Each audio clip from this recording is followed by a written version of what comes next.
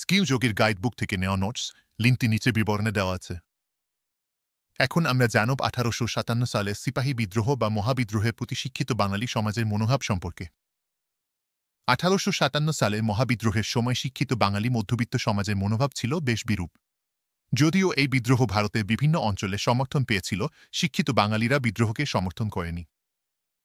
ব্রিটিশদের প্রসারিত শিক্ষাব্যবস্থার মাধ্যমে তৈরি এই শিক্ষিত সমাজ মনে করত ভারতবর্ষের উন্নতি কেবল ব্রিটিশদের মাধ্যমেই সম্ভব।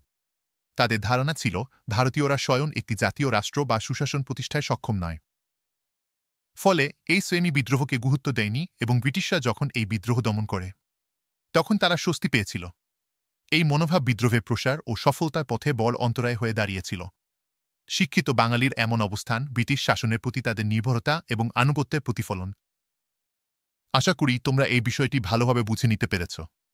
এরকম সহজ নোটসের জন্য স্কিল যোগীর গাইডবুক কিনে ফেলো। স্কিল যোগী মেম্বারশিপ নিলে আমাদের ওয়েবসাইটের সমস্ত কন্টেন্ট এবং হোয়াটসঅ্যাপে ডাউট ক্লিয়ারিং সাপোর্ট পেতে পারবে। তাহলে আজই স্কিল যোগী ভিজিট করো।